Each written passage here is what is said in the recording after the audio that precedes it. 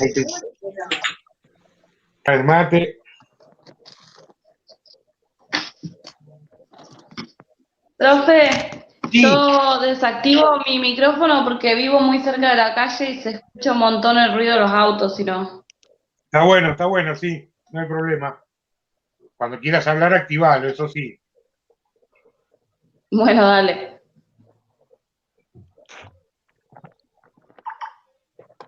Bueno, ¿quiénes estamos? A Nora, la veo ahí a Nora, Melina, Ignacio, Dani, Daniela, Dana.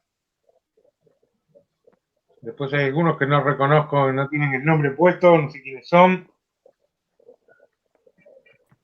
Hola, Hola, Buen hola. día.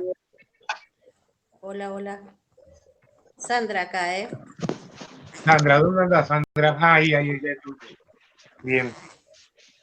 ¿Cómo va eso?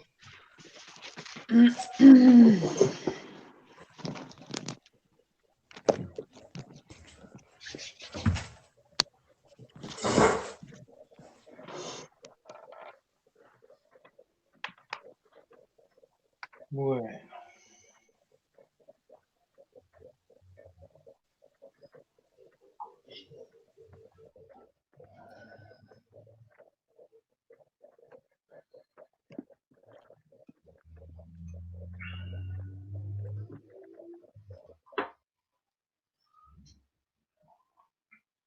Vamos a buscar. A ver.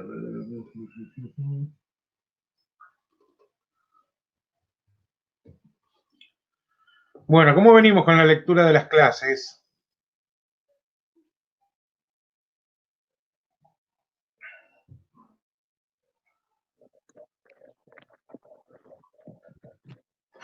Hola.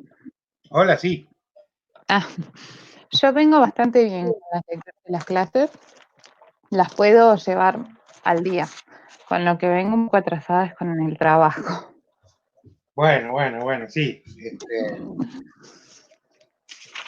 Pero bueno, vamos. Bien, tengan en cuenta que el trabajo práctico, como va a ser un trabajo de largo aliento, es decir, tenemos una primera entrega con estas consignas que les pasamos ahora, pero después vamos a seguir trabajando con este mismo trabajo, con este mismo tema, lo vamos a ir enriqueciendo, mejorando, complejizando a medida que avancen las clases, a medida que avance la cursada, para, bueno, finalmente hacer una entrega definitiva, si se quiere, con algún tipo de presentación de la política, que la segunda parte además va a ser en parejas o en tríos, como para que puedan intercambiar miradas y ayudarse un poco con las ideas y las miradas de alguna compañera, de algún compañero. Es decir, que es un trabajo que vamos a ir elaborando a lo largo de todo lo que queda de la cursada y, bueno, los momentos, habrá momentos de mayor avance, momentos de menor avance, pero desde a poco lo vamos a ir encaminando, esperemos.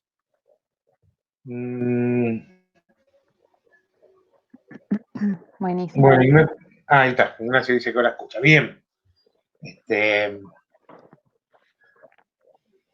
Bueno, entonces ahí vamos con las clases. Se vienen temas interesantes, las próximas. Ahí ya, en este momento, antes de empezar esta conversación, estaba preparando la clase 7. Bueno, yo me entusiasmo con los temas que trabajamos. Pues no sé si les pasa lo mismo, pero bueno, yo me voy entusiasmando. Y me lleva mucho tiempo armar cada clase porque la voy cambiando, trato de ir haciéndolo con tiempo para ir dejándola ahí, pensándola e ir cambiando cosas. Bueno, me lleva su tiempo, pero porque además hay tanto a veces que uno quisiera poder incluir en una clase y que obviamente no se puede, que bueno, hay que tratar de hacer equilibrio entre lo necesario, lo suficiente, y aquello que uno desearía, ¿no? Poder transmitir en una sola clase. Pero bueno, ¿Han encontrado dificultades para pensar el trabajo más allá del avance que tengan con la escritura?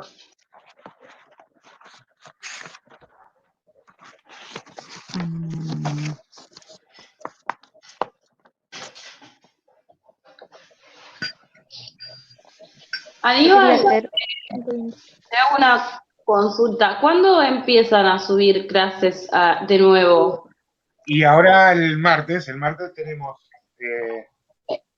entrega de clase. El martes que viene hay clase nueva. ¿Y la entrega es como al martes siguiente por ahí? Nosotros pusimos como fecha, sí, como fecha pusimos el 28, que sería Ahí recién va. una semana después. Ah, genial. Yo con el trabajo ahí voy, como que lo empecé a escribir y bien, pero o sea, como que por momentos me cuesta articular todo en la cabeza y no sé, o sea, es un trabajo re complejo, pero al mismo tiempo está re bueno. A mí me parece que es súper entretenido. Bueno, y Entonces, todo, como que ahí yo ando. como consejo siempre doy que todo lo que se les pase por la cabeza lo vayan escribiendo.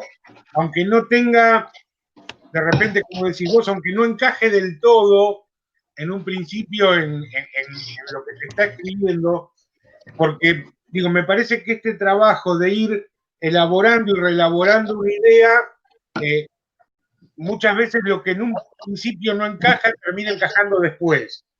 Y a veces incluso la mirada de otras personas, bueno, estamos los profes, pero también estarán las compañeras y los compañeros después para mirar y para decir, bueno, mira, esto que a vos se te ocurría y que en este momento no encajaba acá, puede tener esta lógica, o puede venir por este lado. Entonces, lo que son ideas siempre conviene registrarlas, por las dudas. Después se pueden descartar, pero en principio yo las registraría. Está bueno, se puede hacer tipo dos Word, uno como con lo que se te va ocurriendo y otro como más trabajo desarrollado. Sí, sí, sí. Igualmente yo en esta primera entrega eh, me preocupa menos el formato y el estilo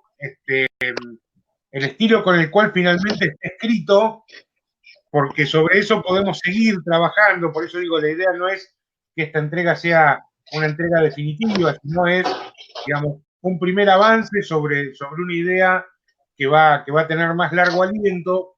Entonces, me preocupa más que ustedes puedan ir, digamos, metiendo esas ideas ahí para después ir depurándolas, ¿no?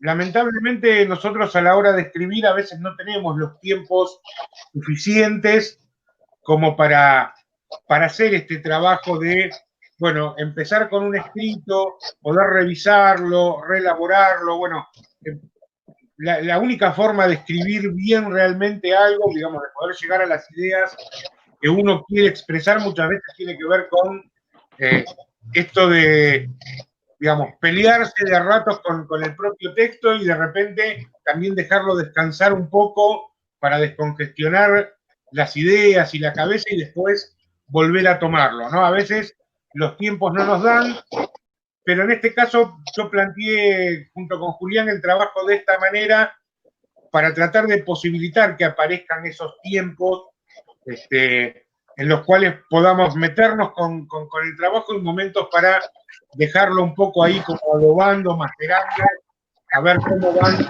esas ideas encajando en nuestra propia cabeza, ¿no? Claramente que el planteo del trabajo es un planteo complejo en tanto y en cuanto, bueno, digamos, va mucho más allá de poder contestar algunas simples respuestas en relación a algunos temas que vamos trabajando. Pero entendemos que esa es la forma en la cual aparecen, más que aprendizajes, diría yo, aparecen conexiones de ideas, conexiones de conceptos, redes de pensamiento que de alguna manera es lo que hace que nosotros aprendamos. De hecho, quiero decirlo, y esto lo digo muy honestamente, cuando yo preparo las clases, no solo de esta materia, de cualquiera, y me puedo dar este tiempo que estoy planteando para hacerlo, aprendo mucho al armar una clase, porque de repente ideas que yo tengo, incluso muy arraigadas, pero que a veces no tienen tanta relación unas con otras, cuando uno puede hacer este trabajo de escribir, reescribir, pensar y repensar, bueno, aparecen conexiones que son interesantes, y eso es aprendizaje. Poder hacer esas conexiones es aprendizaje. Por eso me parece que este tipo de laburos nos pueden ayudar a esto, ¿no? A poder hacer estas conexiones que son importantes, porque a veces, si no, tenemos una estructura, la estructura de pensamiento occidental, que es una estructura muy compartimentada, ¿no? Muy fragmentada. Pensamos una cosa para un tema, otra cosa para otro tema, y es como que estamos siempre armando cajitas adentro de nuestra cabeza, cuando en realidad lo que necesitamos es una red de ideas, ¿no? No muchas ideas por separado. Así que, bueno, esa es un poco la propuesta. Aníbal. Sí, Sandra. Yo tenía ganas de plantear, que a mí me parece como una propuesta interesante, es un poco traspolar todas las clases a nuestro recorrido, a nuestra realidad como estudiantes, como institución educativa. Yo me planteaba en el texto de el derecho, por ejemplo, la educación como un derecho social, qué lugar teníamos los estudiantes, y pensaba sobre todo esta situación en relación a la carrera de historia, que desde el 2011, que se inició a la fecha, ha ido pasando por 3 procesos de cambio de diseño. De diseño curricular. Uh-huh. Y en esto los estudiantes no tuvimos ninguna posibilidad de decir algo, y de hecho muchos vimos cómo fuimos siendo, de hecho, cómo tuvimos que irnos acomodando y como que se nos fue alargando también el proceso de formación. Uh-huh. En mi caso, como bueno, el proceso de formación estaba orientado a enriquecer mi vida, mi trabajo que desempeño, me acomodé en el sentido de que, bueno, siempre entendí, lo recibí como, bueno, si bien me pesa, es algo que me ayuda a mi formación. Pero pienso en aquellos compañeros que tenían y tienen por ahí, se acercan a la formación como una salida laboral, cómo también les ha ido generando una situación de atraso en cuanto a recibirse muchas veces, porque, bueno, cuando estaban ahí se les cambiaba el diseño curricular y la verdad que me interesa esto, ¿no? De poder traspolar lo que recibimos en las clases un poco a nuestras realidades, a nuestra formación, a nuestro colectivo. Por ejemplo, pensaba en esto que se brega tanto de la comunidad educativa, qué lugar tienen los padres, qué lugar tienen los estudiantes, y en algunos lugares, por ejemplo, podía ver todavía el poder que tiene la Iglesia, y con esto de la ESI, por ejemplo, como que ellos lo relacionan a la ideología de género cuando no está planteado desde ese punto. Todas estas cuestiones que van apareciendo en nuestra formación y que también están en las clases, como que me interesa como escuchar a los compañeros, compañeras, y tener un ida y vuelta con eso, más allá de los textos que son enriquecedores y que marcan posiciones bien claras. Nada, me interesaría esa ida y vuelta para enriquecer el espacio de Zoom, no, de este programa. Bien, está bueno, es un planteo muy interesante, Sandra. En inicial pasa lo mismo, quiero decir, con los cambios de diseño curricular, ¿no?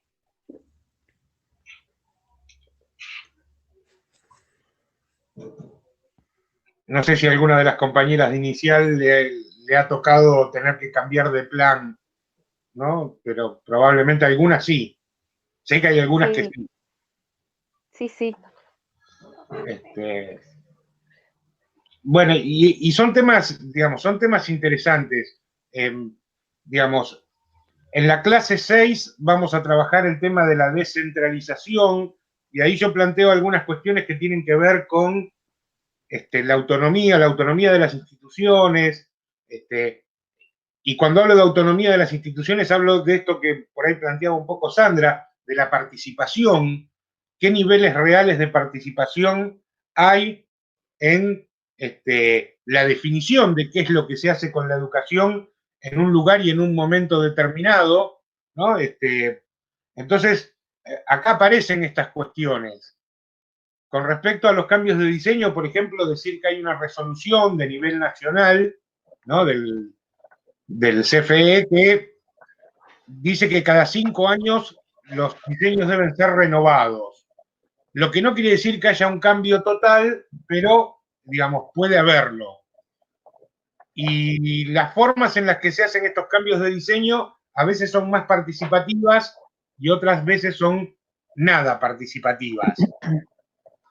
Esto, por un lado, se hizo para corregir un viejo problema que existía anteriormente, que era que un mismo diseño curricular estaba durante 20 años en funcionamiento, con lo cual lo que solía suceder es que los temas y cuestiones que planteaba ese diseño curricular quedaban absolutamente desactualizados. Pero este sistema de cambiarlo cada 5 años también trae y genera, como dice Sandra, muchos inconvenientes a veces a quienes no pueden hacer una cursada típica, ideal de 4 años como plantean los diseños. Que quiero decir, son la mayoría de las personas quienes no pueden cumplimentar en el tiempo y forma establecido la carrera. Esto pasa en los institutos y pasa en las universidades también. Y en buena medida creo yo tiene que ver con las diferentes realidades que viven cada uno y cada uno de los estudiantes, donde muchas veces lo familiar, lo laboral y otras cuestiones influyen para que eso sea de esta manera, ¿no? Entonces, bueno, pensar y preguntarse cuál es la participación real de los estudiantes a la hora de discutir estas cuestiones, y diría no solo los estudiantes, también diría los docentes de una carrera o de una institución, es importante. Y tiene que ver con la política educativa claramente, ¿no? De qué manera organizamos la participación y la toma de decisiones para hacer que esto que es un derecho, la educación, pueda ser vivido realmente como un derecho y no sea una imposición arbitraria, ¿no? Ese arbitrario cultural con una arbitrariedad de formas que planteaba Pierre Bourdieu, ¿no? Y esto aparece muy fuertemente. Así que me parece que es un planteo bien interesante. En relación a lo que decía la compañera, creo que mis compañeras de inicial me van a poder ayudar un poquito, pero bueno, de las que estamos ahora, creo que somos 3 que empezamos juntas ya el cambio de diseño que había tenido la carrera. Y hubo un momento que se hizo como no sé si una encuesta o qué, pero bueno, nos invitaron como a participar y a dar nuestra opinión en relación a cómo nos hubiese gustado que sea la organización de la carrera, porque, por ejemplo, a nosotros nos pasó que en segundo teníamos una acumulación de horas tremenda, entonces, bueno, desde ahí se nos dejó participar, que a mí me pareció genial que vos, que estás ahí casi todos los días en el instituto, y después por fuera que seguís haciendo cosas, te dejen dar como tu opinión en relación a si te parece bien la cantidad de horas, o si una materia te gustaría o la creías necesaria, por ejemplo, en un año antes. Es como hasta ahí se nos dejó participar. Sí. Después no sé qué pasó, pero tuvimos como nuestra, no sé, el hecho de poder expresar lo que sentíamos. Sí, digamos, claramente en los últimos años, pienso en los últimos 20 años, se ha intentado llevar a la práctica formas más participativas. No siempre se logra, esa es la verdad.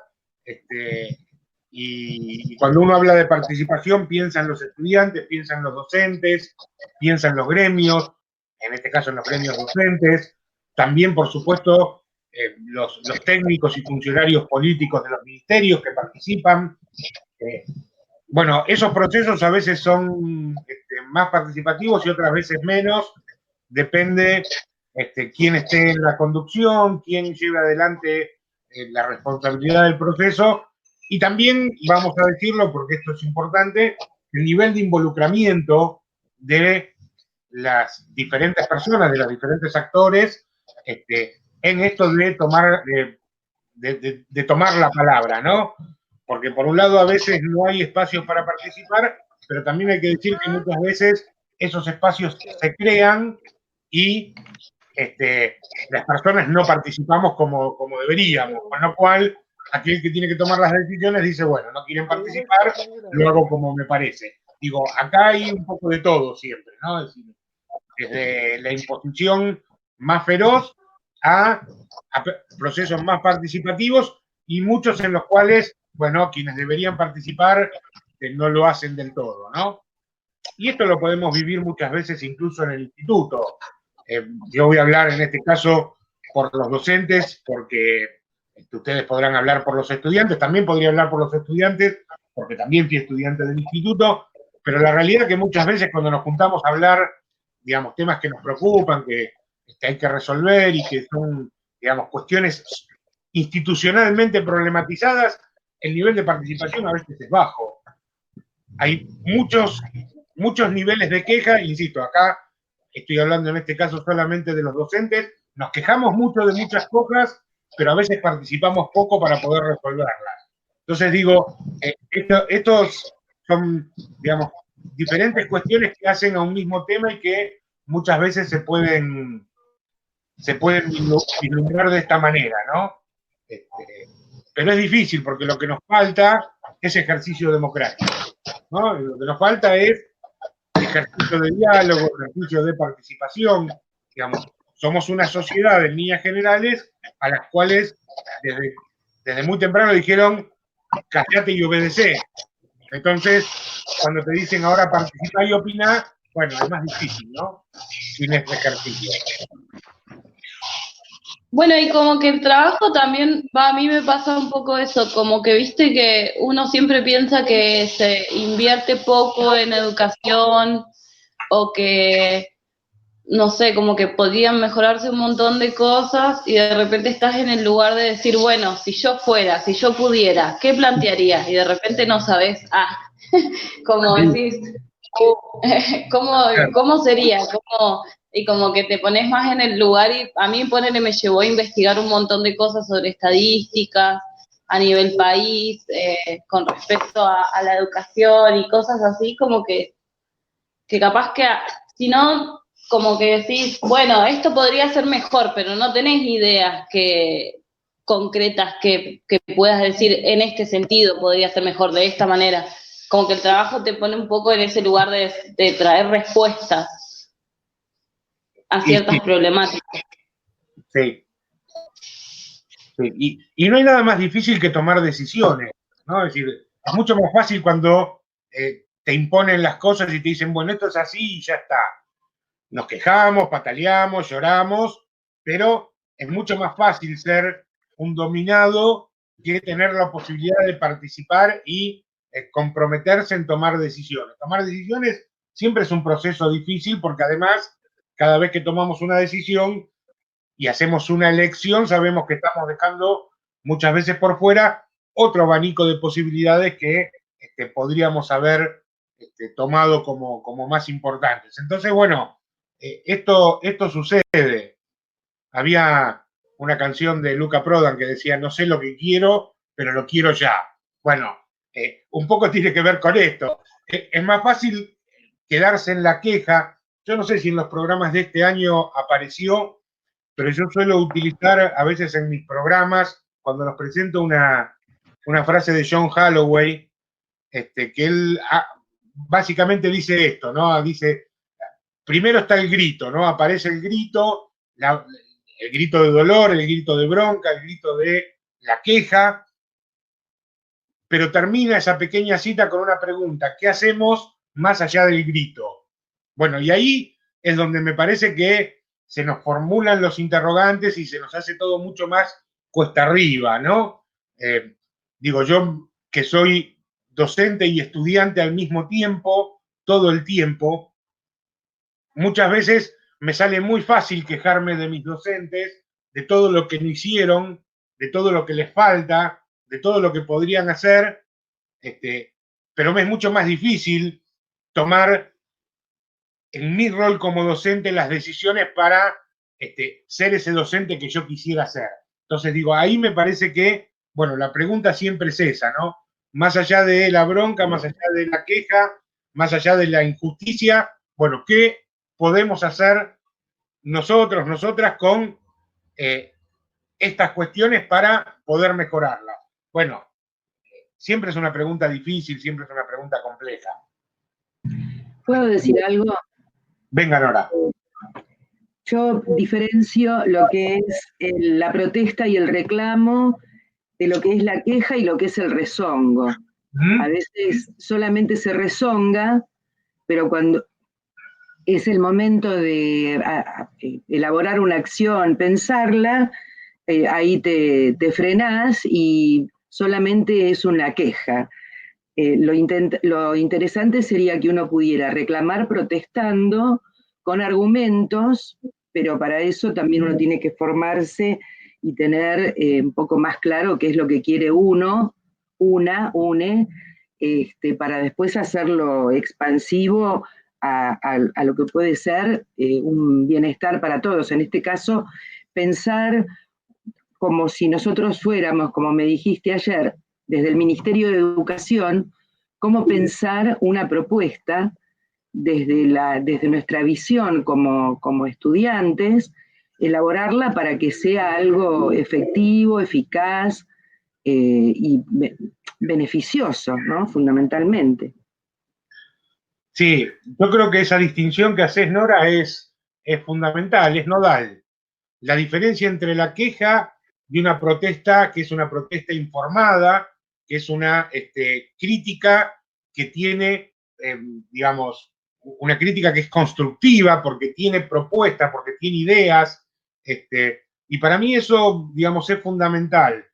Cuando yo tomé por primera vez este espacio de política educativa, fue lo primero que se me vino a la cabeza, ¿no? Después de transitar escuelas, de hablar mucho con colegas, y de quejarme también mucho, como nos quejamos todos, pero pensaba sobre todo en la queja de los docentes adentro de las escuelas. Digo, que es muy válida, porque siempre hay cosas para quejarse, porque siempre hay cosas que son injustas y hay cosas para mejorar. Lo que yo, digamos, me preguntaba era, bueno, pero si pudiéramos realmente tener poder de decisión para cambiar las cosas, ¿qué haríamos? Y la verdad es que mucho más que quejarnos, las más de las veces no nos sale. Y esto me parece que es lo que a nosotros nos tiene que poner en guardia. Por eso mi gran propósito con estos espacios de la formación general, no solo con política educativa, sino con historia de la educación, es que ninguno de ustedes, cuando les toque estar en el rol de docencia y alguien les pregunte por qué hicieron tal o cual cosa, digan no sé, o digan por qué esto se hace así y siempre se hizo así. ¿No? A mí me parece que es fundamental que nosotros como docentes podamos justificar, fundamentar aquellas decisiones, aquellas cuestiones que hacemos, aunque estemos equivocados, porque digo, esto no es tener la verdad, esto es tener ideas que son perfectibles, ideas que pueden ser mejoradas, pero lo que nosotros no tenemos derecho a hacer, esto es lo que a mí me parece, es hacer por hacer, ¿no? Cuando en la docencia o en cualquier ámbito de la vida hacemos por hacer, es como que, digamos, pierde el sentido.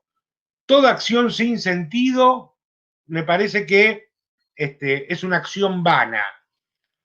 Por eso, para eso nos formamos, para eso reflexionamos y pensamos, y justamente para poder otorgar sentido a aquello que tratamos de hacer, aún equivocándonos.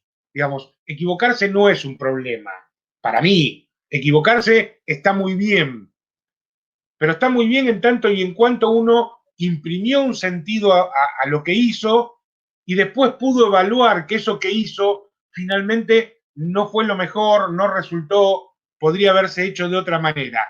Entonces eso me permite repensarlo, repensarme y plantear una nueva acción con nuevos sentidos, con mejores sentidos, que voy a intentar otra vez llevar a la práctica, ¿no? Yo siempre digo que la docencia está hecha de un camino de fracasos diarios, cada vez que entramos al aula, cada vez que entramos a la institución, y nos mandamos macanas.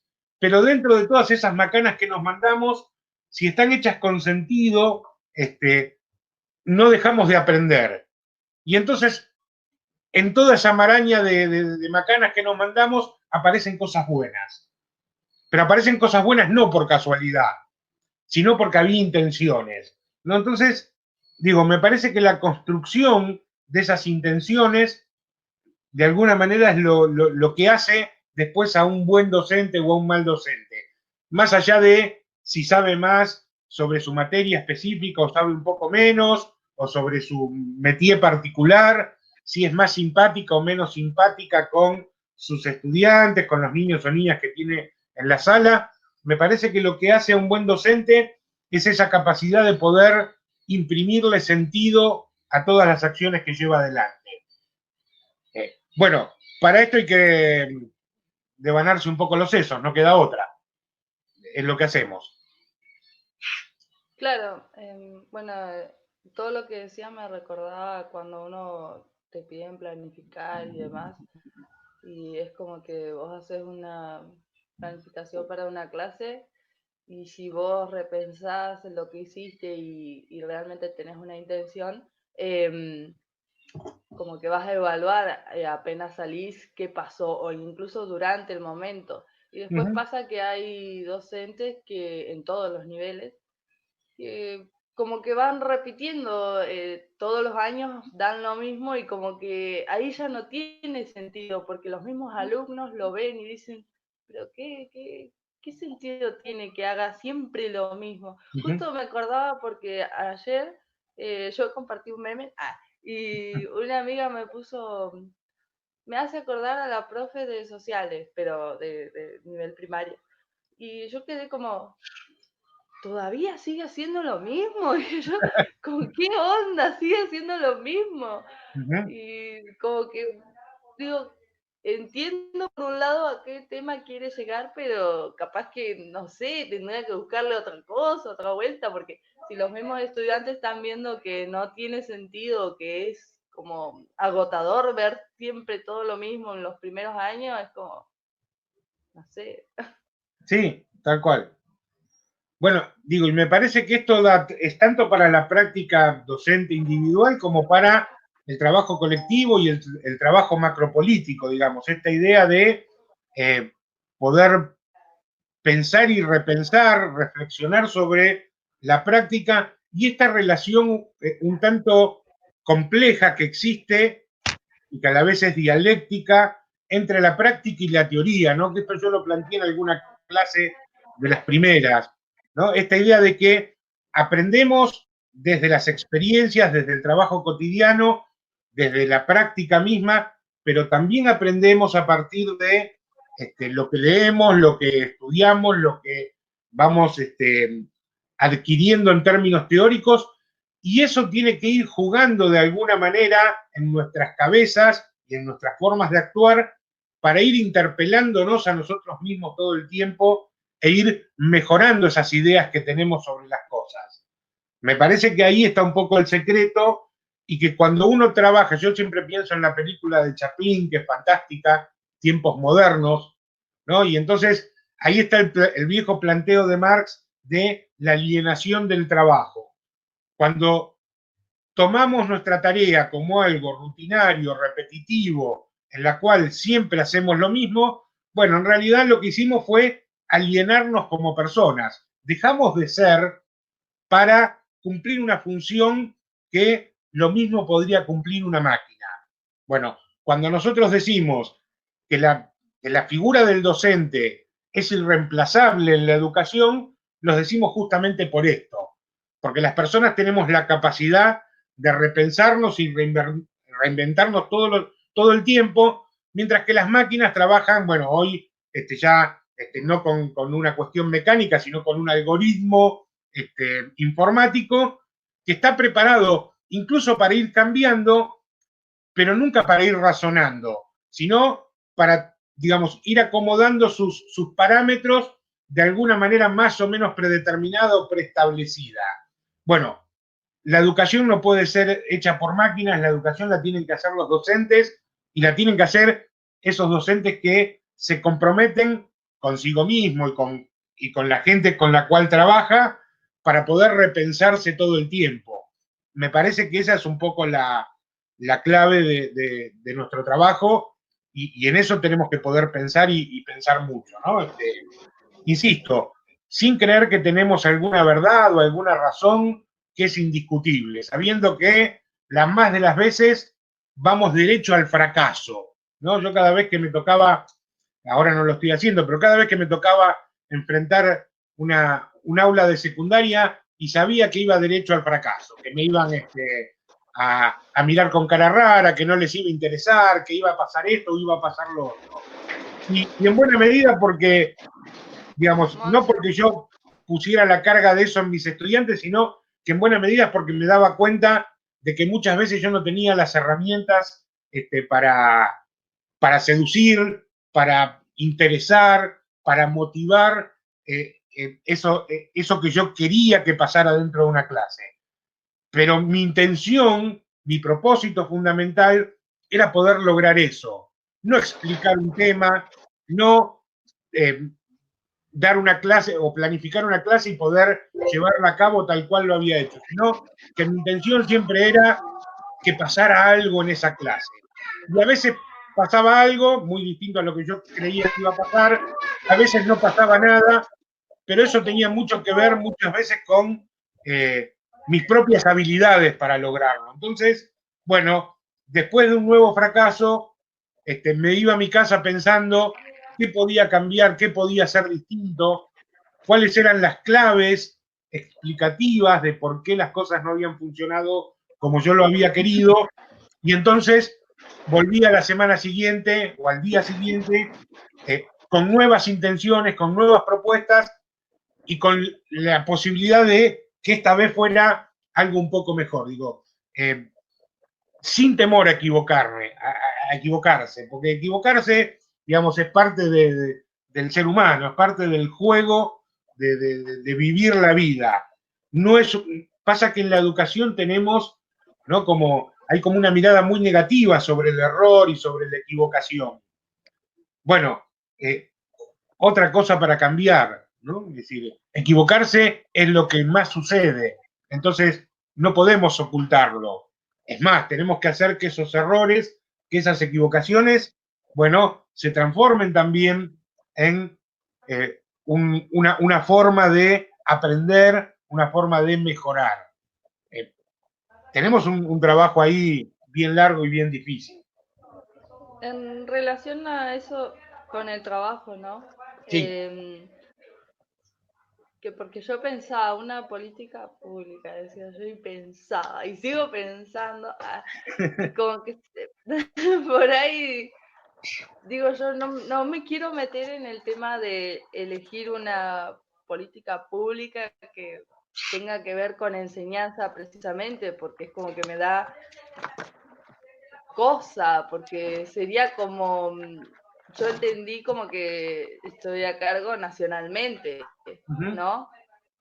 Entonces, digo, no quiero meterme a eso porque, no sé, puedo imaginar las necesidades de toda la Argentina, pero es una imaginación, hasta que uno no lo ve realmente, no podés. Y entonces decía, no, y si le erro, decía yo, y no, y porque por ahí me van a estar a preguntar muchas cosas y no voy a saber qué responder, y digo, No, pero Dani, ahí no pasa nada, digamos. Lado, mi trabajo va por otro lado. Bueno, pero ahí igual se puede arriesgar, ¿no? Nora me pasó algunas ideas que había estado escribiendo y muchas tenían que ver con, bueno, la enseñanza de las ciencias sociales por un lado, el pensamiento crítico y demás. Pero fíjense que desde un ministerio nacional, en algún momento, a alguien se le ocurrió introducir esta idea del pensamiento crítico. Si ustedes van a buscar los diseños curriculares de hace 30 años atrás, estas palabras no existen. No existe pensamiento crítico. Nada. Cero. No existe. En un momento, desde los ministerios nacionales, desde, digamos, aquellos que se encargan de la formación docente y demás, el Infod diría que tuvo mucho que ver también en esto y demás, se empezó a instalar esta idea del pensamiento crítico. Y les diría que hoy no existe un solo diseño curricular donde esto no aparezca. En todos los diseños curriculares se habla del pensamiento crítico. Sin embargo, también podríamos decir que más allá de que aparecen los diseños curriculares, el pensamiento crítico en general brilla por su ausencia. Me animo a decir más. Creo que dentro del ámbito educativo, si hiciéramos una encuesta sobre qué es el pensamiento crítico, hallaríamos algunas respuestas realmente desopilantes, ¿no? Y poco para rescatar de interesante. Esto es una idea mía, puedo estar equivocado, no importa. Pero digo, esto que ya en algún momento fue una política nacional, no puede reforzarse, mejorarse a partir de un programa específico que tenga que ver, por ejemplo, con la enseñanza del pensamiento crítico. Y acá se me ocurren un montón de cosas. Podría ser un nuevo espacio curricular, podría ser algún eje transversal que se utilice, digamos, así como en su momento salió la ley de ética, que es transversal, con la cual todavía tenemos muchas dificultades, pero digo, la ley está y están en los diseños y aparecen estas cuestiones. Bueno, no podría pasar esto, pero voy a algo más concreto todavía. A ver, y déjenme tirar esta idea. Hablamos de la reflexión sobre la práctica del docente. Se habrán cansado de escucharlo en el instituto. Esto es parte de los diseños curriculares de toda la formación docente del país. Reflexión sobre la práctica, no sé qué, no sé cuánto, leemos un montón de autores, todos alucinantes. Pero la realidad es que después, cuando ustedes van a las escuelas, lo único que tienen tiempo de preparar una clase y entrar al aula, salir de un aula y entrar a otra, preparar otra clase y volver al aula. El tiempo para la reflexión no existe. El tiempo para la reflexión no existe. Además decimos que la reflexión es una reflexión que tiene que hacerse de manera personal, pero que también tiene que ser una reflexión compartida, colaborativa, con otras miradas, con nuestras compañeras, con nuestros compañeros. Bueno, para eso hacen falta tiempo. Entonces, pienso yo, una política pública que lo que busca es reforzar la reflexión sobre la práctica, debería tener, por ejemplo, como previsión que haya un tiempo estipulado, pagado, fuera del aula, para que los docentes se reúnan y puedan hacer esta reflexión colectiva sobre la práctica. Bueno. Perdón, sí. Profe.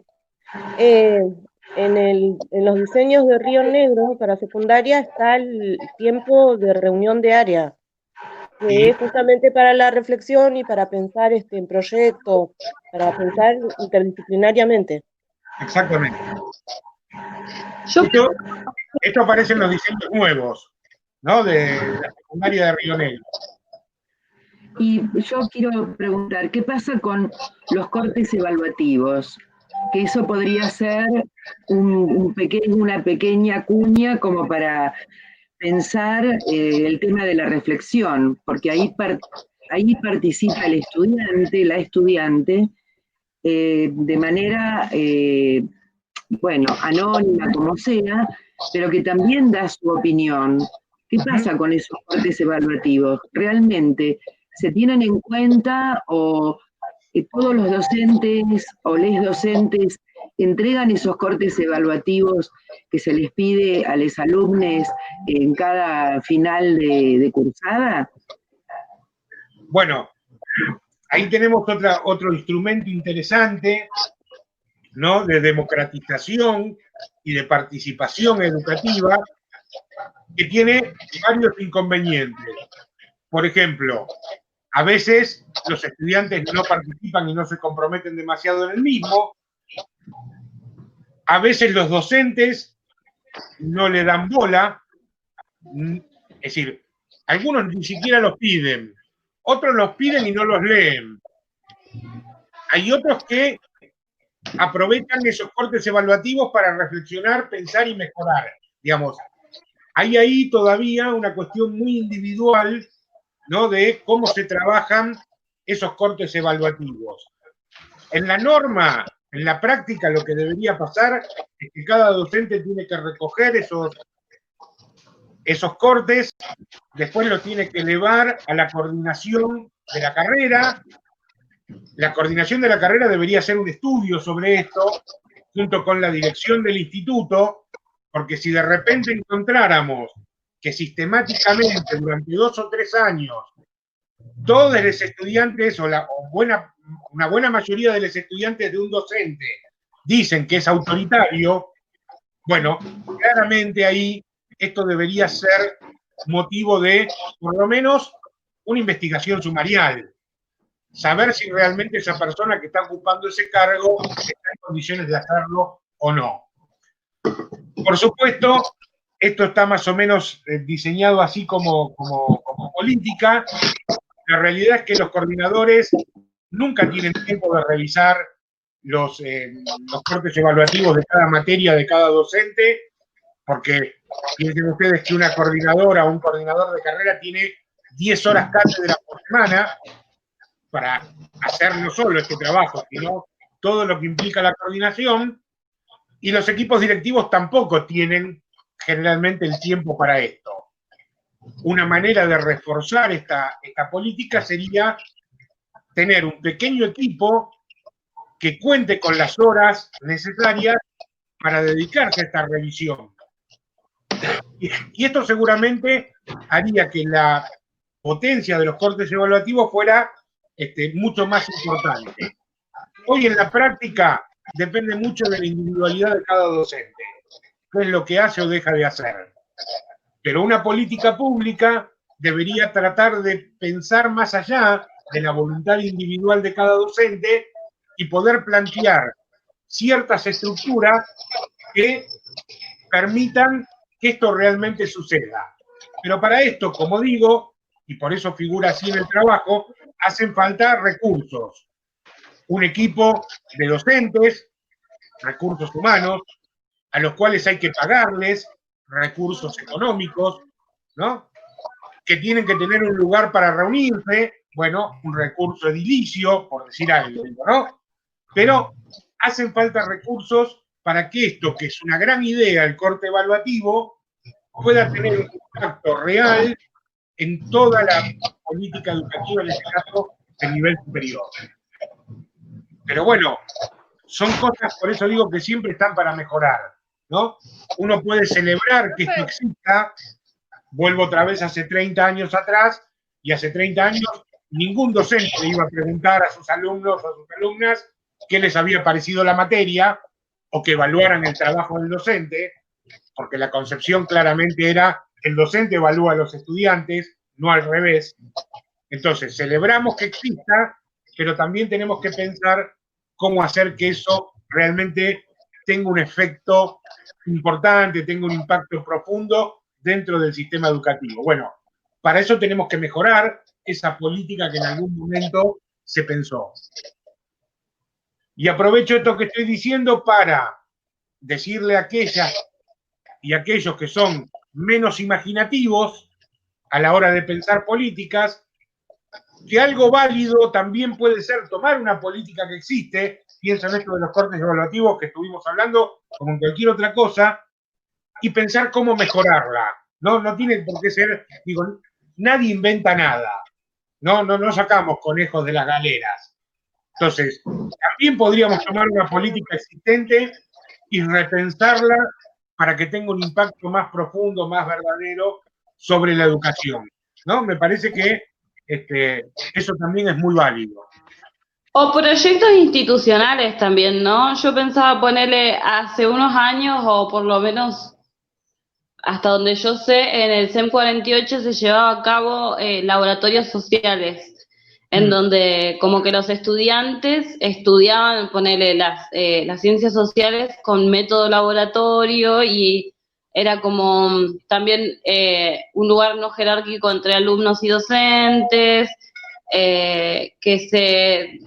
como con muchos chicos que estudiaban ahí, charlé, y eran propuestas súper interesantes, súper copadas, formas también de esto de pensar, de formar el pensamiento crítico que mencionabas vos, o el proyecto de filosofar, que también a veces se llevan dentro de ciertas instituciones, que se pueden transformar en políticas públicas, porque que también tienen muy buena recepción de parte de los estudiantes. Entonces tomar esto que a los estudiantes les suma, les parece copado, y decir, bueno, esto lo sumamos a la educación, porque también el punto de vista de los estudiantes es importante.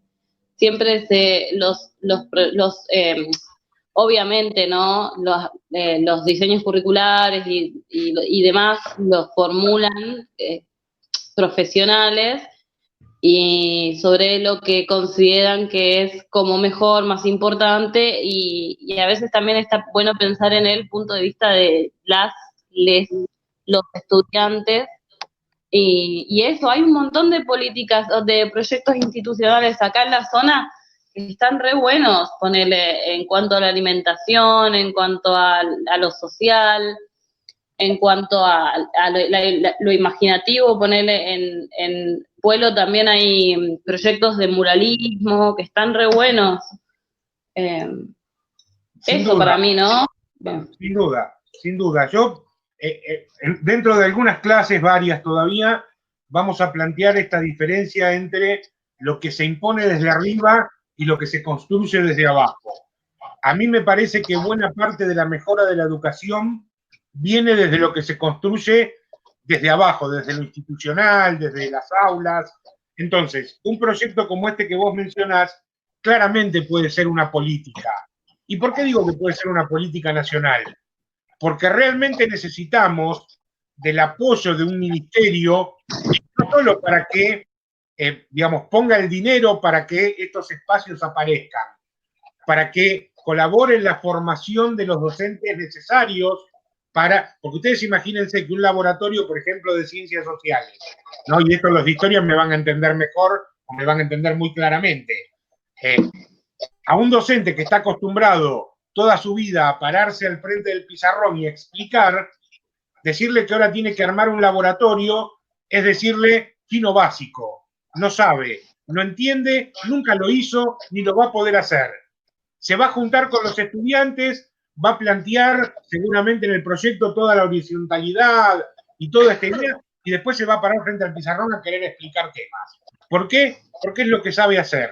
Entonces, a ese docente hay que capacitarlo, hay que enseñarle, hay que darle oportunidades para que aprenda a trabajar de otras maneras. Y eso cuesta tiempo, eso cuesta dinero, y de eso se tiene que hacer cargo el Estado. Entonces, una muy buena idea, por ejemplo, antes Gema habló de las horas que hay en la escuela secundaria de Río Negrina para la planificación conjunta y demás. Esa es una muy buena idea. Después nosotros sabemos que en la práctica esas horas son insuficientes. Y entonces lo que en general decimos es, bueno, tiene que haber más horas. Que haya más horas es más caro. Pero en este caso sí, más caro es mejor. Entonces, ahí necesitamos políticas activas donde el Estado intervenga con los recursos humanos, con la formación docente, con la necesidad de tener espacios adecuados, ¿no? Para tener un laboratorio de ciencias sociales. El aula tradicional por ahí nos queda chica. Necesitamos otra cosa, necesitamos otros recursos, tener equipo de audio, tener equipo de video, no sé, tener posibilidad de invitar a personas que puedan hablar desde los territorios, desde las prácticas sociales.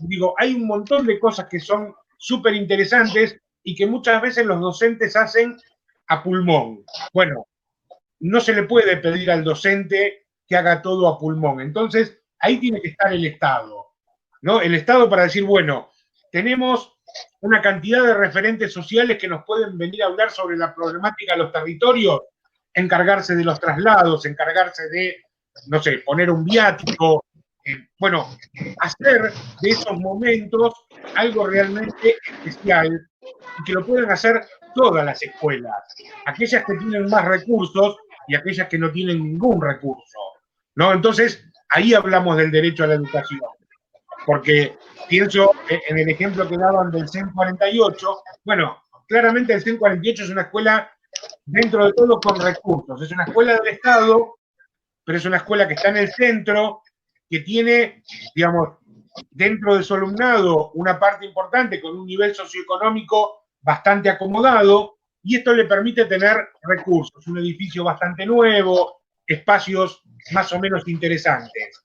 Ahora, replicar eso, no sé, en una escuela como trabajé yo en Buenos Aires Chico, que es un edificio escolar donde funciona la primaria, donde funciona la secundaria, donde no hay, digamos, prácticamente nada en términos edilicios, bueno, ahí es mucho más difícil. Entonces, y trasladar a una persona a Buenos Aires Chico también es mucho más complicado.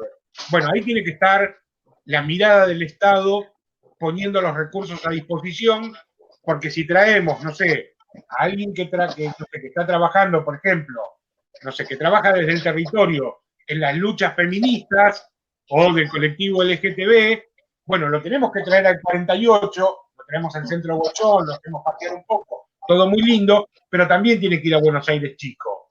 También tiene que ir a visitar a esos estudiantes que están en Vuelta del Río, haciendo su secundario de manera, digamos, semipresencial, ¿no? Porque se juntan, salen del campus, se juntan una vez por semana en un dispensario de salud. Bueno, tenemos que darle esa oportunidad a todos los estudiantes, no a aquellos que están en mejores condiciones solamente. Digo, para pensar la política pública en esos términos, ¿no? Claro. También como que se me ocurre ponerle en relación a los pueblos originarios, como que ahora se intenta deconstruir toda la idea de la campaña del desierto, como que pensarlo como un genocidio, se intenta como pensar, o sea, devolver el lugar de los pueblos originarios nuestros como pueblos que fueron masacrados, pero tampoco hay mucha enseñanza en relación a la cultura o el idioma. Sigue enseñando inglés en las secundarias y algunas primarias como idioma, y digamos, importante porque es el idioma global. Entonces, capaz también se puede pensar en políticas que apunten a educación en relación a los pueblos originarios, que también se puede enriquecer un montón a nivel país, porque hay un montón a lo largo de todo el país. En la capacitación de los docentes en ese sentido también, porque muchas veces muchos docentes tienen como una idea de decir, bueno, sí, no, fue un genocidio, pero no tienen realmente deconstruida la mirada en relación a los pueblos originarios, y después pasa lo que pasa ahora, que reclaman las tierras los pueblos originarios y se los toma como usurpadores de tierra, cuando en realidad los usurpadores del territorio son los colonialistas, no sé cómo se dice. Sí, está claro. Bueno, colonos. al respecto de eso, por ejemplo, hubo en su momento, todavía existe una política pública, que es lo que se conoce como educación intercultural bilingüe, que fue un proyecto que fue llevado a algunas escuelas, ¿no? Acá en la zona hay varias, sobre todo en Chubut hay varias. Es un proyecto que, digamos, también quedó un poco trunco, ¿no? Es decir, nunca se terminaron de proveer los recursos necesarios ni darle el estatus suficiente para que esto perdurara en el tiempo. Bueno, ahí es una política pública, por ejemplo, a mejorar, a retomar, a darle más, ¿no? Pero está claro, y hace falta, como decís también, formar a los docentes. Por ahí yo pienso en relación a lo que dice Suyá y a lo que vos estás diciendo, esto de la formación docente, ¿no? Yo creo que también, por ejemplo, capaz que esté bueno que se vean reflejadas en estas políticas públicas la participación social, o sea, es nuestra en realidad. Tal cual. De la comunidad. Sí, ahí me parece que también, digamos, un poco lo que estás diciendo tiene que ver, Dana, con, yo hablaba antes de la figura central del docente, que me parece muy importante, pero también el hecho de ir comprendiendo y aceptando dentro de la educación de que el docente no puede todo, y de que entonces hay un montón de otros actores sociales que claramente tienen mucho que decir adentro de las escuelas y que tienen que estar adentro de las escuelas. Digamos, no puede ser que solamente llevemos a alguien a hablar a la escuela muy esporádicamente, no sé, llevamos a un excombatiente del 2 de abril, o, no sé, llevamos a, digo, hay un montón incluso dentro de las propias comunidades, no hay que traer gente del extranjero ni de provincias lejanas. Dentro del mismo barrio, muchas veces hay un montón de personas que tienen mucho para decir dentro de la educación. Bueno, también tienen que tener un lugar adentro de la escuela. Tienen que poder participar, poder contar sus experiencias y también poder ver qué es lo que está pasando con la educación, de eso que nosotros podríamos decir ciudadanos, ¿no? Cuando hablamos de educación ciudadana, yo creo que muchas veces tiene que ver con eso, no con contar cuántos diputados y senadores hay en el Congreso. Digo, eso uno lo encuentra en cualquier página web. La educación ciudadana muchas veces tiene que ver con esto, con saber qué es lo que pasa en mi barrio, saber que hay personas que están trabajando en determinados proyectos o distintos proyectos sociales que claramente están ahí para cambiar la vida de algunos sectores de esa sociedad. Y también entender que esos sectores existen, ¿no? ¿Cuántas veces, digo, a mí me ha pasado 1000 veces de sorprenderme, de ponerme a hablar con alguien que me cuente una realidad que está a la vuelta de mi casa y no conocerla? Bueno, eso también es una falencia que muchas veces tenemos dentro del sistema educativo. ¿Por qué? Bueno, porque pareciera que solo el docente tiene que estar adentro del aula. No, bueno, hay mucho más que hace falta que esté dentro de la escuela para que realmente esa educación sea significativa, ¿no? Así que me parece que ahí tenemos otra idea interesante.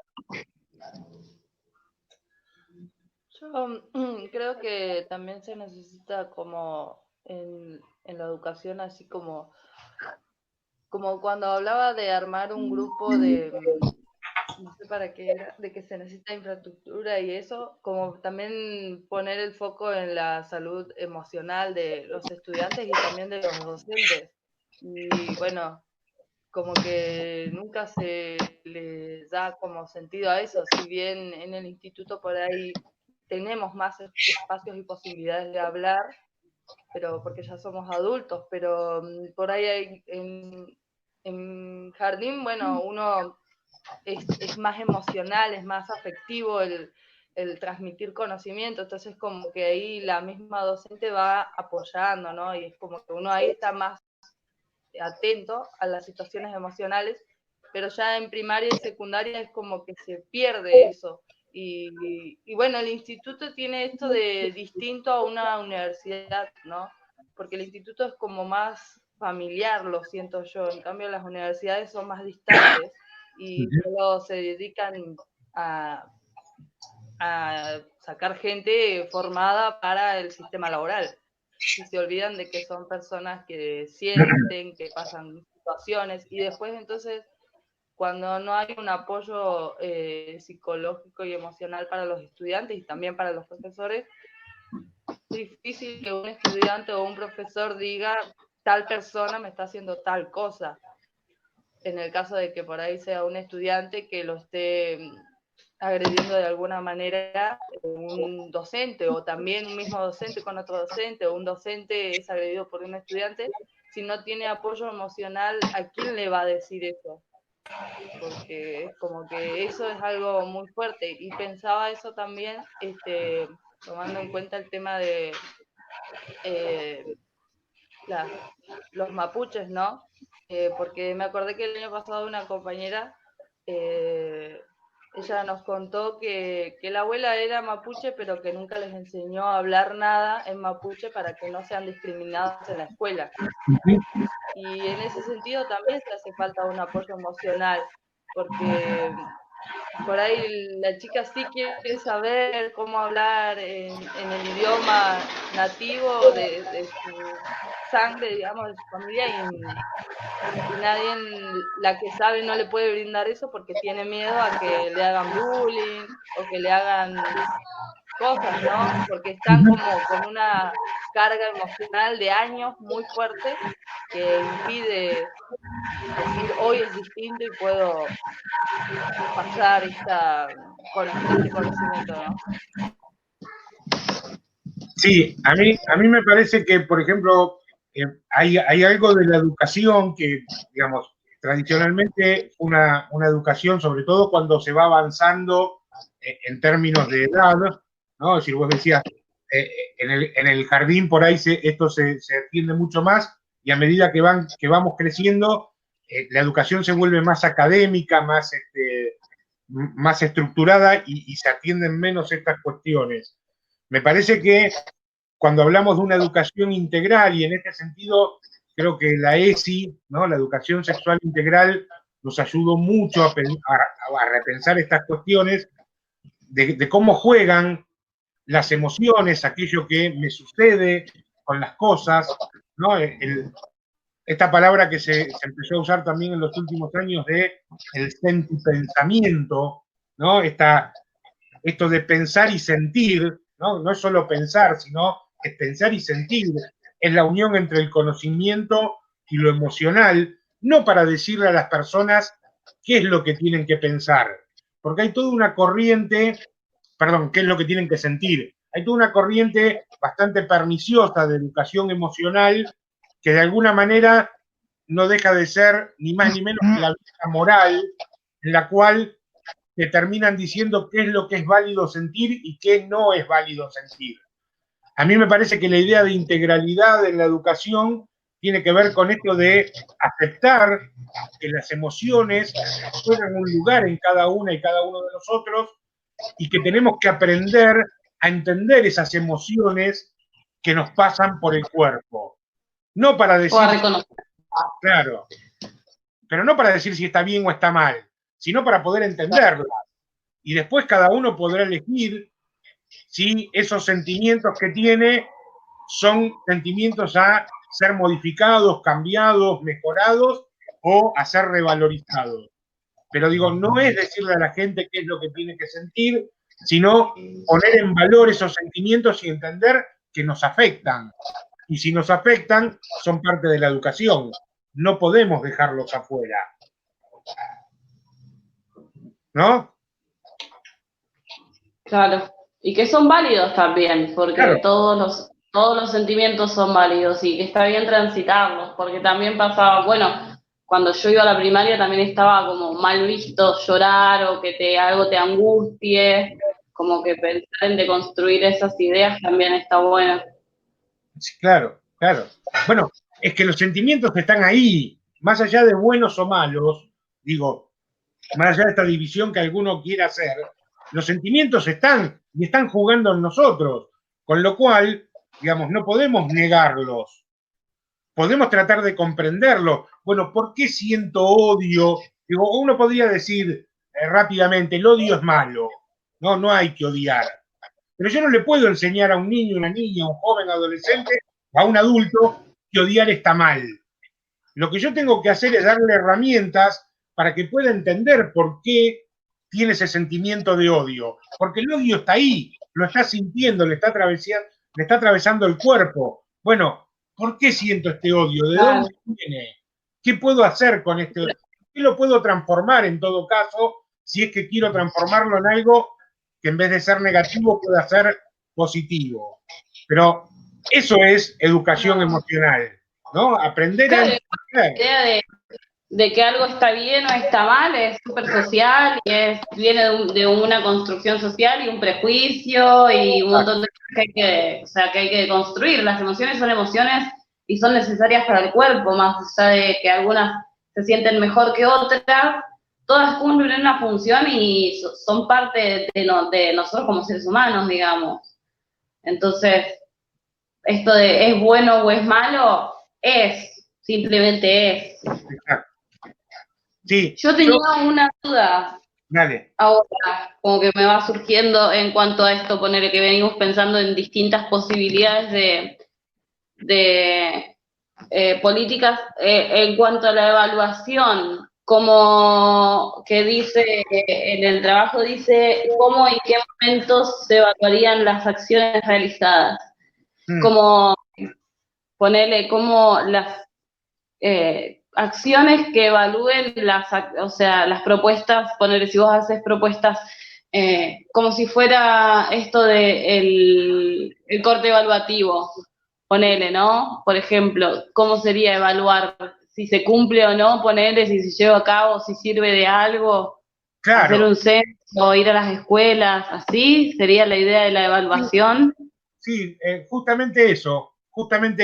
Vos pensás que en este momento, por ejemplo, no hay una evaluación sobre la política de cortes educativos, de cortes evaluativos, con lo cual, si está funcionando bien o no está funcionando bien, si sirve o no sirve para algo, es algo que nadie sabe.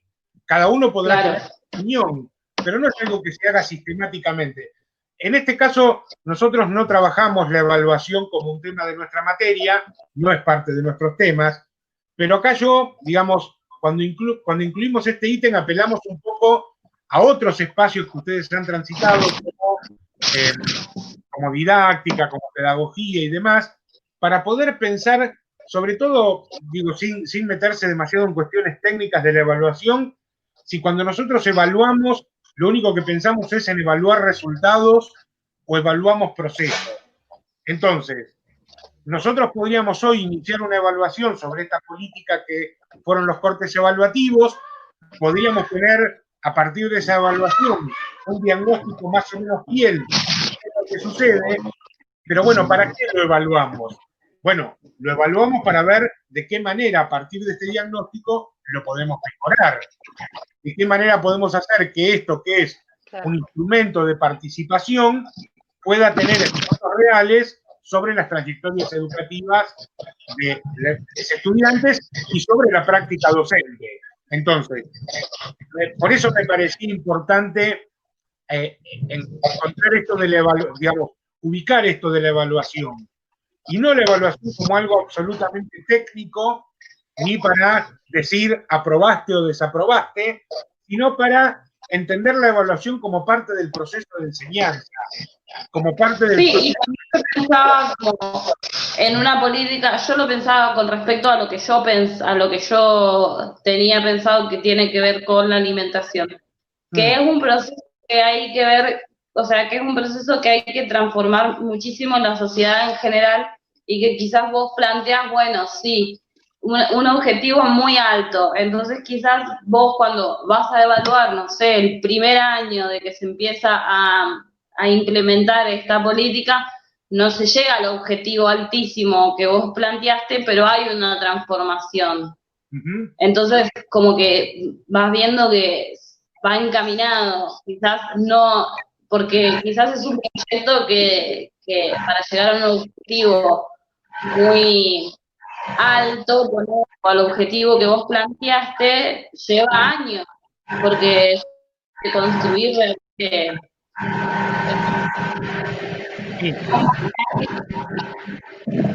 Yo pensaba en evaluaciones con un corto camino, como por ejemplo cuando empezás a salir a correr o a caminar, ponerte metas cortas para que no te frustres porque no llegaste a hacer las 10 cuadras. Entonces te vas poniendo metas hasta el próximo farol, hasta el próximo árbol, hasta aquella casa de color bla bla. Y me parece que hacer una evaluación por etapas podría ser mucho más efectivo porque está mucho más cercano el momento en donde se realizó, está más fresco en el recuerdo y entonces se puede evaluar con una cercanía emocional, ¿sí? Me parece, como para poder establecer qué cosas se pueden mejorar, qué cosas no repetirlas o dejarlas para otro momento. Sí. Claro, está buenísimo eso. Además hay que tener en cuenta una cosa, gente. Cuando nosotros diseñamos algo en el papel, esto nos pasa cuando vamos a dar una clase o cuando diseñamos una gran política. Diseñar en un papel es una cosa, la puesta en práctica es otra muy distinta. Entonces, en la puesta en práctica de una política o de una clase, aparecen los imponderables, aparece todo aquello que sería el margen de incertidumbre, aquello que no se puede prever. Con lo cual, la evaluación del proceso, una evaluación, como dice Nora, de cortos plazos, lo que nos permite es no solo saber si nos vamos acercando o no a eso que pretendíamos, sino que sobre todo nos ayuda a pensar qué modificaciones del plan original tenemos que realizar para poder ir encaminándonos a esa, los calificadores dirían, a esa imagen objetivo, o si quieren en otros términos, a esa utopía, pero no debería ser una utopía, debería ser algo que se puede lograr, pero bueno, también podríamos pensar que la utopía tiene que ser algo realizable. Bueno, no importa, no me quiero meter en eso. Pero entender que toda planificación necesita ajuste una vez que empieza a rodar en la práctica. Toda idea, toda clase estructurada, pensada en mi casa, ni bien empieza a rodar, empieza a tener modificaciones.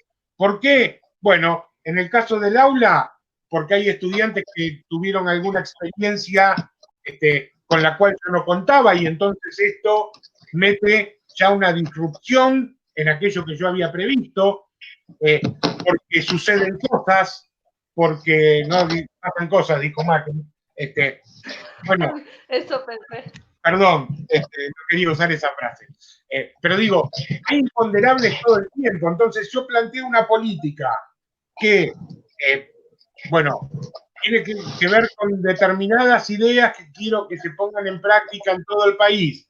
Pero después resulta que además esas ideas tienen que tener una traducción local por recursos, por idiosincrasias, por formas de ver el mundo. Bueno, cada comunidad tiene que tener también ahí un nivel de participación que yo no puedo prever de antemano, ¿no? Hacia qué lugar, digamos, pueden ir llevando esta idea original que yo tuve, pero al mismo tiempo, todo el tiempo hay que rectificar esas políticas, digamos, nada sale tal cual estuvo planeado, ¿no? Hay un chileno ya fallecido que es el inventor de lo que se llama el planeamiento estratégico situacional. Es una forma de planificación que es una de las más reconocidas hoy, que de alguna manera lo que plantea este Matus es que toda política que se piensa, que toda idea que se lleva a cabo, tiene que tener revisión constante y tiene que tener ajustes e incluso a veces volantazos. ¿Por qué? Porque aquello que se pensó en un principio no está funcionando de ninguna manera, con lo cual tengo que repensar incluso a veces buena parte de la política. Y está mal y no está mal, porque lo importante es que una política tenga efectos positivos. Entonces, si lo que pensé no está funcionando, no me puedo quedar, digamos, anclado en ese pensamiento original. Necesito cambiar, necesito pensar otras cosas, necesito escuchar qué es lo que está pasando en las diferentes comunidades, en los diferentes grupos sociales, para ver de qué manera puedo mejorar esa política original para que realmente sirva para algo. Entonces, bueno, me parece que ahí ese es el juego de la evaluación, ¿no? Ahí entra en juego, no para decir aprobaste, no aprobaste, salió bien, salió mal, sino para decir esto hay que cambiar, acá tenemos que poner una modificación, acá tendríamos que repensar completamente, acá necesitamos escuchar las voces de los actores para ver qué es lo que necesitan. Bueno, digo, para eso me parece que la evaluación es importante. Claro, está bueno lo que decía la compañera, esto de evaluación por etapas. Porque yo pensaba en algo así, ¿viste? Pensaba que en esto que te decía, que capaz que lleva tiempo generar un cambio,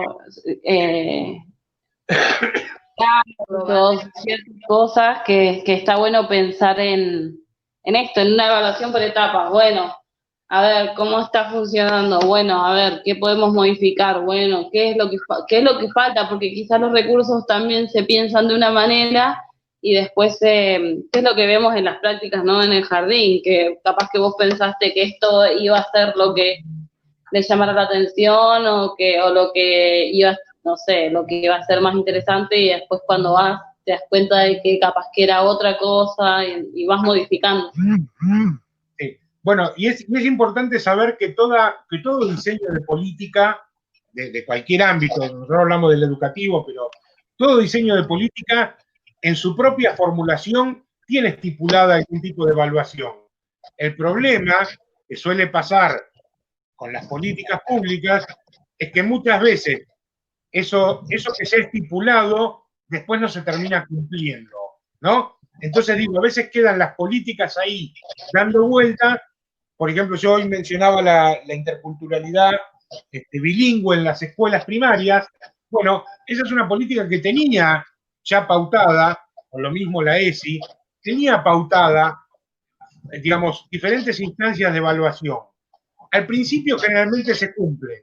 Después muchas veces queda la política ahí de manera residual y ya no se evalúa más, y al no evaluarse más, tampoco se mejora más. Quedó. Bueno, hay escuelas que son interculturales y son bilingües. No importa si funcionan mal, bien, más o menos, algunas escuelas mejor, otras peor. ¿Por qué? Bueno, porque ya nadie lo está evaluando. La política está ahí, se sigue sosteniendo, pero de manera residual. No hay nadie, en este caso, o no aquellos que deberían estar pensando qué está sucediendo con esa política y cuáles son los caminos a tomar para poder mejorarla, para hacerla más efectiva. Bueno, nosotros tenemos la responsabilidad de, al pensar una política, pensar la forma de evaluarla. ¿Para qué? Bueno, para que esas evaluaciones nos sirvan. Si lo llevo a lo micro, nosotros tenemos la obligación de pensar un curso, un año, un trimestre, una secuencia didáctica y también pensar formas de evaluarla. No solo de evaluar a los estudiantes, de evaluar nuestra propia tarea. ¿Cuánto de aquello que me propuse realmente pude hacer? Y a partir de esas evaluaciones, decir, a partir de ahora, ¿qué puedo cambiar para que eso que yo quería lograr, bueno, tenga mayores posibilidades de éxito? Esto que es la reflexión sobre la práctica, llevada al plano, por ahí, en este caso, más de la planificación, tener estipulado, saber que uno tiene que tener estipulado ciertos momentos de evaluarse y autoevaluarse para saber qué es lo que está haciendo y por qué, ¿no? Me parece que ahí venía un poco el tema de la evaluación como parte importante de cualquier proyecto.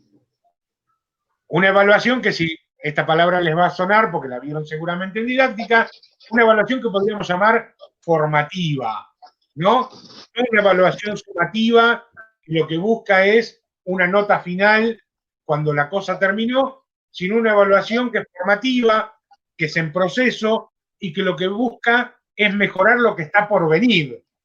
No solo ver qué es lo que se hizo hasta ahora, sino, sobre todo, ver de qué manera podemos mejorar lo que viene. Me parece que esa era un poco la idea con respecto a la evaluación. Claro. De una. Bueno, compañeras, compañeros, son las 12, no son casi, son las 12. Si tienen alguna consulta puntual más y la quieren hacer, venga, y si no, vamos cerrando y, bueno, nos seguiremos por el WhatsApp. ¿Qué les parece? No, sí, por mi parte es como que sirvió la clase como para ver un tema más interesante, ¿no? Porque yo como que temía encarar un tema por tal motivo y ahora es como que digo, no, como que lo voy a encarar por otro lado, que me gustó más y como que también pude entender un poco más a qué se quiere lograr con el trabajo. Entonces como que pues, bueno, y animarse que el mundo es de los valientes. ¿Puedo decir algo? Sí, Y además, Un saludo, compañeros. ¿cuál es tu nombre? ¿Cuál es tu nombre? Que Dani, estabas hablando. ¿el mío? Sí, Daniela. Daniela. Tenés que confiar en vos, tenés que confiar en lo que sentís y en lo que pensás. Uno no sabe todo desde el primer momento y uno vive aprendiendo toda la vida. Y uno aprende, eso que yo dije de las etapas, en el año 1900, yo tengo 70 años y medio. En el año 80 salía a correr con mi amigo el diarero de la esquina de mi casa, por los bosques de Palermo, por el lago. Y entonces él me decía, él que corría maratón, vos ponete la meta hasta aquel árbol, después hasta el siguiente. Bueno, esto es así, aprendés todos los días, Dani, confía en lo que sentís, en lo que deseás, en lo que pensás y en lo que querés. Y entonces así va a ser muy difícil que te equivoques y pensá desde el deseo y no desde la necesidad. ¿Sí? Esto es, a mí nadie me lo dijo, cuando tenía tu edad seguramente me hubiera ahorrado muchas dificultades en muchos aspectos, pero no tengas miedo porque uno no sabe todo. Bueno, y este es un aprendizaje permanente. Así que bueno, eso. Besos. Gracias a todos, todas. Gracias. Gracias. Un placer, Gracias. Contigo. Cuídense. Buen fin de semana. Bueno, Igualmente. gracias.